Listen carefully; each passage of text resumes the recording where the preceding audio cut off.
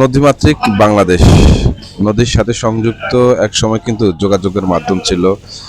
সেই যোগাযোগের মাধ্যমে দক্ষিণবঙ্গের ঢাকা থেকে তারা যাতায়াত করতেন বা যোগাযোগ ছিল নারায়ণগঞ্জ, চাঁদপুর এইসব অঞ্চলের পাশাপাশি কিন্তু বরিশাল বিভাগেরও বেশ কিছু এলাকায় এই নদীমাতৃক যাওয়া আসা ছিল। আজ আপনাদের এমন একটি বিষয়ে কথা তুলে ধরবো, যেটা হচ্ছে শীতলক্ষ্যা ধলেশ্বরী নদীকে দখল করে রেখেছে এইভাবেই কিছু কার্গো জাহাজ, যেন দেখার কেউ নেই।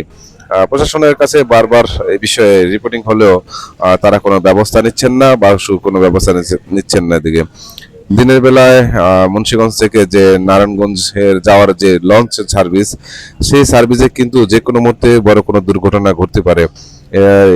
এই বিগত পূর্বে সময় কিন্তু এই লঞ্চ ঘাটে কিন্তু অনেক দুইটা দুর্ঘটনা ঘটেছে, সেখানে বেশ কয়েকজন নিহতের খবর পাওয়া যায়।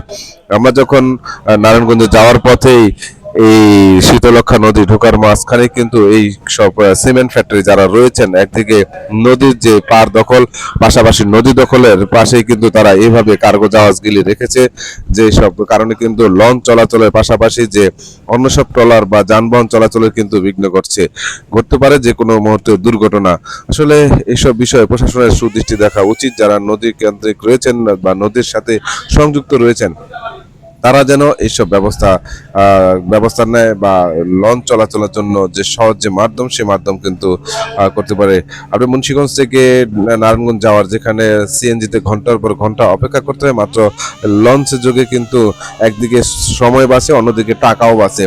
এই যাতায়াতের মাধ্যম যদি নিরাপদ না হয়, তাহলে আপনার সেই নিরাপত্তা কি ভূমিকা রাখবে, এমনটাই কিন্তু প্রশ্ন রয়ে যায়। বা নিরাপত্তা কোনো দুর্ঘটনা ঘটলে বা কি হবে, আপনার পরিবার পরিজন সে বিষয় দেখতে হয়।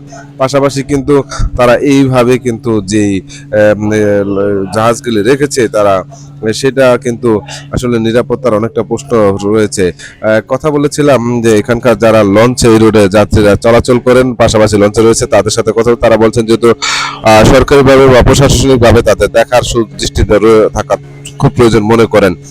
আসলে এই পাশাপাশি কিন্তু এখানে পরিবেশটা কিন্তু অন্যরকম একটি পরিবেশ সৃষ্টি করে। তারা দূষিত যে সিমেন্ট ফ্যাক্টরি যে কংক্রিট রয়েছেন বা ধুলাবালি রয়েছেন, সেটার কারণে কিন্তু মানুষের যে শ্বাসকষ্ট পাশাপাশি নানান রোগের আক্রান্ত হচ্ছে। আসলে সাধারণ জনগণের প্রশ্ন যে এইসব যে সিমেন্ট ফ্যাক্টরির কারণে যে এই ধলেশ্বরী শীতলক্ষ্যা নদী দখল করে যারা রাখেন যে স্টিমারগুলি, সেই সব স্টিমারগুলি যেন দ্রুত একটা সাইড করে বা একটা নিরাপদ স্থানে রাখে, এমনটা কিন্তু এখানকার লোকজনের যে দাবি রয়েছে। এই অঞ্চলে দক্ষিণবঙ্গের সাথে যেহেতু সামনে ঈদ, সেই ঈদে কিন্তু শত শত হাজার হাজার লোক কিন্তু এই দক্ষিণবঙ্গের যাতায়াত করে। আমার এই পেজটিকে ফলো দিয়ে রাখুন, মুন্সিগঞ্জের পাশাপাশি সব খবর জানতে পারবেন।